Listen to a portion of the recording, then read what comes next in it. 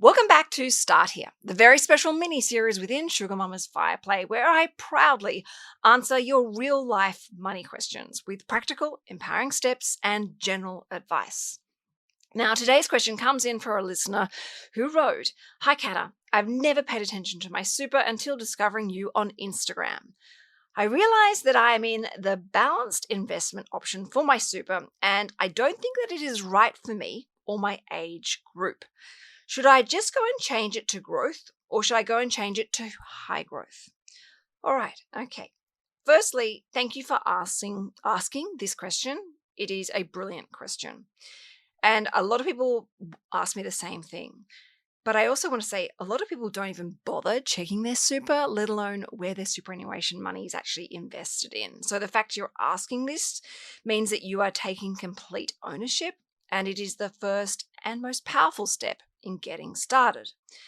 Now, a quick reminder to this listener who wrote this question and asked this question, and everyone else listening right now, is I cannot give you personal financial advice.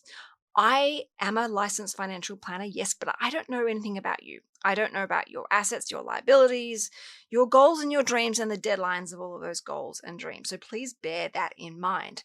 But what I can do is equally as important and helpful. And that is I can explain to you how superannuation works, why your investment option for your super is so incredibly important. And I can also share with you the key questions that you have got to be asking yourself now before you go and make any changes to your super. This way, when you do make those decisions, you tick that box, you sign that form, you send it off, you will feel so much more confident, informed, educated, and empowered. And you know that you're making the best choice for yourself and your goals and dreams. And you will even know how this works so that if you do go and see a financial planner, which I would always recommend, you turn up to their office or that meeting armed with so much information, direction, purpose, and clarity. So in the meantime, to help you get started, let's go through all the things that you need to know and understand and do to help make sure that you invest your super appropriately. So let's get cracking.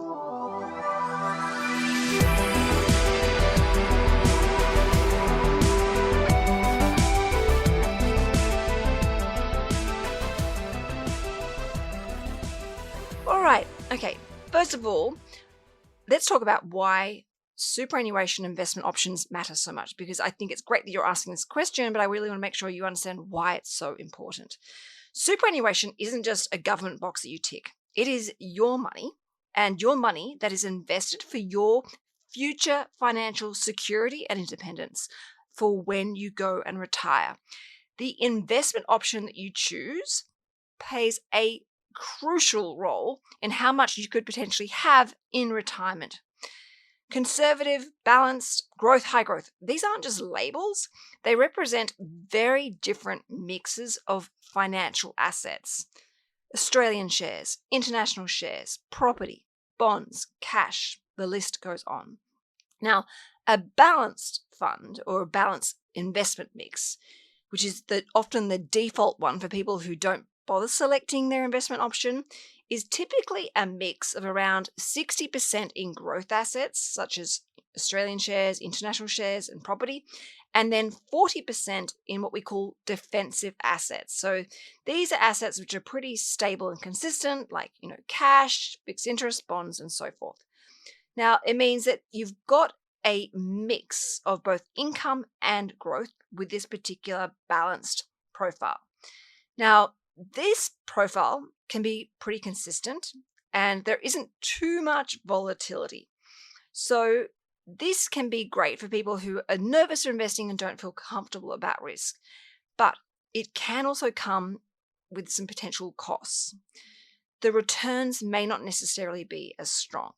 If you go and look at the historical returns of, for example, a balanced over a high growth, over the long run, say a 20-year period, a 30-year period, even a 40-year period, you will see that the returns of a balanced fund in comparison to, say, a growth fund are quite different.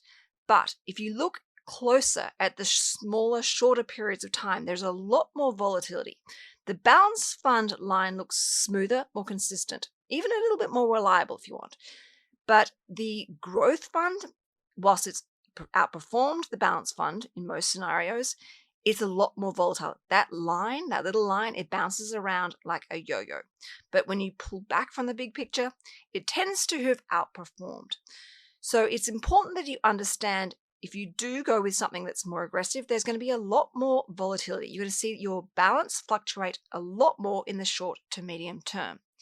If you look at, say, a growth, or in your case, you're looking at a growth and a high growth investment mix, this is going to be tilted with a much heavier bias towards those growth investments, the shares, the property. And you're going to have a smaller allocation, therefore, to those more conservative assets like cash and fixed interest. So you will see those spikes in your portfolio. Now, the upside of that is you are increasing your potential for higher returns over the long run, over the decades. So yes, if you have decades ahead of you, you have that time. It is a really important factor. It's a big factor. And the general rule of thumb is the younger you are, the more time that you have to ride out all those short to medium terms of volatility where the market bounces up and down. We have those crashes, those corrections, those pullbacks, which are normal and natural. That's part of the journey. Because you can sit through those, hopefully not do anything and not react, but be part of the journey for when the market does recover, the bounce back. And over the long run, you are rewarded for being consistent, for being patient, not reacting, and seeing hopefully those high returns with your money, where your superannuation money is working harder for you, and you hopefully end up with a much bigger superannuation investment portfolio when you go to retire, which obviously in turn gives you greater and more luxurious financial freedom and independence. But this isn't the only factor. There are so many other things that come into play that you need to understand. So don't just go with that sweeping rule. And that brings me to the next step after you understand why this is so important, and that is to do a risk profile. One of the biggest mistakes that people make is assuming that age alone dictates their investment option. But the reality is we are all very, very different. We have different goals. We have different deadlines for those goals. We have different personal experiences with money and with investing. And we also have different levels of financial education. Using this generalized, sweeping generalization is a great guide, definitely, but it is not to be relied on, which is why I recommend everyone does a risk profile questionnaire. Now, there are hundreds of these available online. They are free. If you check your superannuation account provider, they will most likely have a risk profile questionnaire available for you. And my favorite one, which I've spoken about before, is the Vanguard risk profile questionnaire, which I think is about 13 questions. And there's no wrong or right answers. It's multiple choice. Every answer is right, but it helps give you a really good guide. And even with the Vanguard risk profile questionnaire, it gives you a spit out at the very end where it actually shows you the exact breakdown of what your asset allocation should look like. So it will say like 45% international, 35% Australian, 15% property, for example. It will give you a much more detailed breakdown, but they're all very similar and they're really actually pretty easy to complete. Now, the questions that they ask you in this risk profile are very straightforward, and it's really to gauge a lot about yourself. It's very insightful.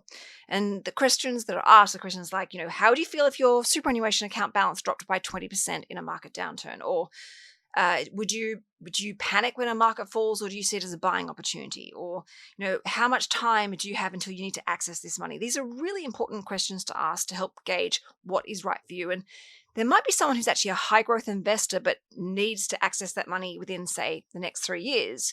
This will help make sure that even though they are technically a high growth investor, they may actually be requiring a more conservative investment allocation in the short term. So it's really valuable. And the answers that you put into these risk profiles help reveal your own risk tolerance and not just look at your time horizon. And that is critical because the best profile is the one that you pick yourself and that you can stick to through the tough times. And you remain focused and, of course, having that resilient mindset and attitude. A classic example of this is I am myself personally a high growth investor. For me, I want Australian shares, international shares, and property in my super. I don't want anything else. It's going to hold me back. I want my money working as efficiently as possible, and I don't care about market volatility. I'm quite comfortable seeing the market bounce around because I go, great, buying opportunities. I can add more at a discount. It's like a stock take clearance for shares. However, one of my best friends, and we're in very similar situations with similar goals in that we want to retire comfortably, we want to retire rich. But she's different in that she feels really uncomfortable with volatility. It makes her nervous, it makes her panic, it keeps her up at night. So that sweeping generalization rule of her being the same age as me and should be investing in a growth or high growth is fraught with danger. It is wrong for her. So this is the value of doing and investing time, doing the risk profile. And in this situation, if she had invested like I had, she would have panicked and she would have sold everything and she would have switched out of that growth or high growth into, say, balanced or cash. And that would have meant she would have crystallized her losses, and then she would have also missed out on the recovery. So if you decide to invest in a growth or a high growth asset allocation, you need to know that you're going to stick to it for the long run. And you are going to know that the market pullbacks will happen, but you're going to know that you are not going to panic or react negatively. Now, once you've done your risk profile, your results can be used as a great guide to help you work out where to invest your superannuation money. For example, you might discover that you are, in fact, yes, a high growth investor, and you can find the appropriate high growth fund or ETF if you like, but it actually goes further than this. You might actually decide that, yes, I'm a high growth investor, but I actually want to access a wider investment menu within my super. I don't want to just go with that generic investment option of the high growth managed fund. I want to be more particular. I want to be able to take my 45% of international exposure and go, all right, I'm going to invest 15% with the Platinum International ETF or fund. I'm going to invest another 15% with the Vanguard US Index ETF. You might want to start being really strategic and actually deciding where that money is invested rather than going the basket option approach. If this is the case, that is brilliant because it shows you're so much more engaged. And it goes without saying, obviously, do your research before you go and pick those individual investments if that's what you want to do. And I also highly recommend pick up the phone and speak to your superannuation provider because today, so many more of these superannuation account providers actually offer general advice for free or for a fixed fee, limited advice. And that could be a great investment option for you because you actually get some advice, some guidance from someone who is educated and experienced to help you work out exactly how to go and invest your superannuation money in accordance to your risk profile. But my point here is you don't have to just settle for that generic investor profile investment option. You can actually build your own, custom, bougie, sophisticated high growth investment option or even balanced option within your superannuation account. But I have a big word of warning here. And this is really important. Before you make any changes to your investment option, you've got to know the costs involved. That is the capital gains in changing your underlying investments, as well as the brokerage costs, the buy sells as an absolute minimum.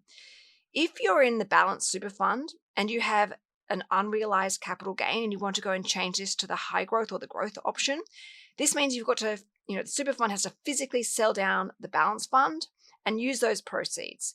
Now, in doing that selling down, it triggers capital gains tax. And whilst capital gains tax within super is relatively small, between 10 to 15%, depending on how long it's been held for, that tax has to be paid out of the proceeds, which means you're going to have less in your super. You'll see your portfolio value drop. Then, of course, you've got to obviously have those buy and sell costs to get back in the market, like normally brokerage, depending on the underlying investment. So to make these changes, going from the old fund to the new one, there are going to be costs involved. There are going to be taxes. And this isn't necessarily a bad cost or expense, and they aren't avoidable, but you need to be aware of these costs so that you are aware, you're informed, and you know that this is right for you, and you know that your super is invested for your long-term interests. And of course, like there are obviously a whole pile of other little expenses that are involved in buying and selling, which I won't go into in this episode, but they're the top ones that you need to be aware of. And you also need to remember that you do not want to chop and change your investment profile, your underlying investments all the time, because it's expensive to do so and you're potentially missing out on the long-term growth opportunities. Now, this then brings me to step 3. And that is to actually take a moment whilst you're looking at your investment options and to review your whole entire superannuation fund. Now, if we just zoom out for a second, you're checking the investment options, which is great. You're engaged, you're informed. You are making some important decisions. But another question to ask whilst we're doing this and we're in this place, and that is to ask yourself, is your superannuation fund, whether it be Host Plus, whether it be Macquarie, Asgard, BT, whoever it may be, is this the right superannuation account provider for you? You're questioning whether this balance fund is right to you, but you also may need to question whether the actual account is right for you. So here are some things that I recommend you quickly check. Number 1, the fees. Are your fees competitive and good value for money? High fees can eat away in your retirement balance. We all know that. But at the same time, the cheapest superannuation account isn't always the best. As the saying goes, pay peanuts, you get monkeys. You want to make sure that you're paying a reasonable and fair value fee, but you're also only paying for what you actually need today and tomorrow. Now, investment choice. Does your fund give you more than just the generic, 5 different investment options: balanced growth, high growth, conservative, cash? Can you actually, if you wanted to, access through their investment menu diversified options, more ideas, such as ETFs, and ETFs from a wide range of different fund managers, might I add? Can you access my favorite investment of all, and that is listed investment companies? Can you access direct equity, say the top 200 ASX, or even international markets? Can you access term deposits? Whilst you may not necessarily need all of these investment options right now today, I guarantee as your investing experience evolves over time, you may realize sooner than you think that you actually want a more sophisticated investment menu. So look at your needs today, but also take into consideration the long-term direction and tools and options that you may want close at hand, because it's going to be expensive changing superannuation account providers. Again, just like it is when it's changing your investment option. You're going to trigger tax. You're going to trigger fees. The other question I would ask myself in looking at the overall superannuation account is, do they provide insurance, personal insurance, like life cover, income protection to age 65, TPD cover? And is that appropriate for you and your situation? And then the big one, which is a really important one, I think, and for me, it's personally a non-negotiable, and that comes down to the retirement features. Does your superannuation account provider offer in-specie transfers into a pension account when you retire, so that you can keep your investments as they are without triggering capital gains tax when you shift them into a pension account? Now, if your ears are pricking up right now and you're like, whoa, hang on, Canna, what are you talking about here? Back it up. I'm going to link in the podcast notes a couple of really important episodes where I explain in detail what this in-specie transfer service is, because it could save you tens of thousands of dollars of tax, if not hundreds of thousands of dollars of tax when you go to retire, particularly if you are like me and you have a long-term buy and hold strategy where you never like crystallizing capital gains tax. Now, these questions, when it comes to picking the superannuation account provider, are often overlooked, but it can make a massive difference in your long-term outcomes, particularly that in-specie transfer service. So if your superannuation fund doesn't tick all of these boxes that you like, it might be time to not just change the underlying investments, but maybe look at changing the actual superannuation account. But if you get stuck, go and speak to a financial planner and get personal advice. And, as I said, just like changing investments in your super, changing your actual investment accounts, your superannuation investment accounts, it triggers tax. So if you're going to make a change, make the change for the long run so that you can limit these expenses eroding your superannuation balance. We don't want to be churning the portfolios. Constant changes, it's got to be avoided at all costs. The best decision you make is for the long run and for your long-term goals. So make sure you're going to stick to it.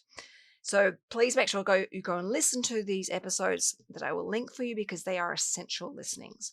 Now, step number 4, the contributions matter too. All right. Changing your superannuation investment option can make a big difference. Yes, great. But don't forget, it's your superannuation contributions that really fuel that long-term growth, even actually the short-term growth. You've got your employer contributions, which obviously at the moment have now gone up to 12%, which is great. And the reality, though, is that's 12% for a lot of people isn't actually going to be enough for what they really want to achieve financially.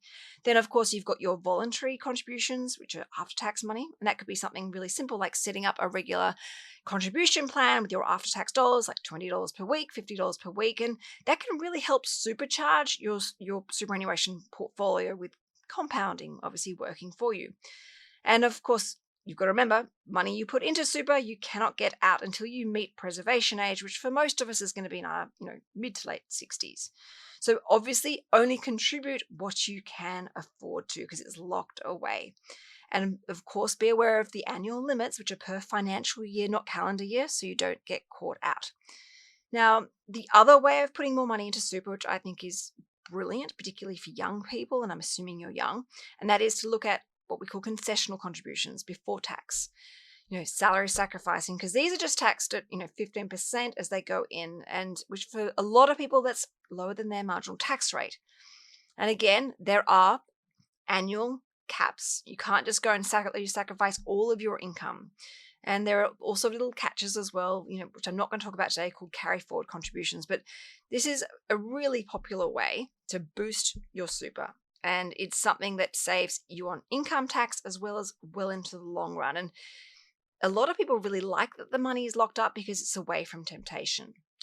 So keep that in mind. It's not just about fixing the underlying investments. It's also about what you're putting into your super. Now, step number 5. That is reviewing your super regularly. I love that you've started to look at your super, but let's make sure we create a habit.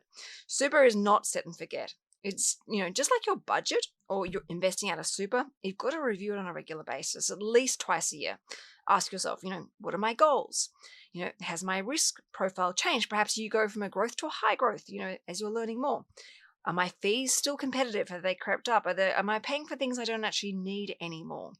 Has my my employer been contributing to my super correctly and the right amounts and on time? And do I still have the right level of insurance in my super? Maybe I need to increase it. Perhaps I can even decrease it. This is really important that you when your superannuation statement arrives in the mail or in your inbox, don't just delete it, open it, and spend 10 minutes reading through it. It's a health check. Now, step number 6, when to go and seek advice. This is the part where I want to be really clear. Your super is one of the biggest financial assets you will ever own. Making mistakes with your super, or even not even bothering to get involved or included with your super, can cost you thousands, tens of thousands, even hundreds of thousands over decades. So if you are unsure, or if your balance is growing over time, it is most definitely worth speaking to a licensed financial planner. They can show you so many different things. They can model different strategies. They can show you how they compare over the long run, different contributions. They can also talk about other financial strategies beyond superannuation, like debt recycling, saving up for a home, investing outside of super, your lifestyle goals, budgeting. Yes, getting a financial plan is going to cost money, but the value that financial planner can give you in their strategic advice alone, forgetting about what to invest in, should exceed the cost of that financial plan on a multiplier level. All right, so to this listener, should you go and just switch to growth or high growth from balance? The answer is not without doing the groundwork first. Do a risk profile. Know what your risk profile tolerance really is. Check if your super fund is competitive and offers the right features for you, including the right investment options. and think about how much you could maybe start contributing so that your superannuation balance grows over time and is in alignment to your goals. And of course, review it. Review it regularly and always be open to seeking professional advice from a licensed financial planner. And most importantly, celebrate. Celebrate the fact that you've taken this step. Most people ignore their super until it is way too late. But you're asking the right questions right now, which means you've already given yourself a massive head start. All right. Now, for everyone who enjoyed listening to this episode, can you please do me a huge favor and go and share it with a friend or share it on your socials? Anyone that is wondering, how do I make sure that I can retire? I can retire on time and I can retire on my own terms. How do I get my superannuation money working as hard as possible for me? And in the meantime, if you would like me to answer any of your money questions in the future episode of Start Here, please make sure you send me a DM on Instagram at SugarMamaTV or my lifestyle account, Canna Campbell Official. All right, I will connect with you next Monday on Sugar Mama's Fireplay. And in the meantime, thank you so much for listening to today's episode on Start Here.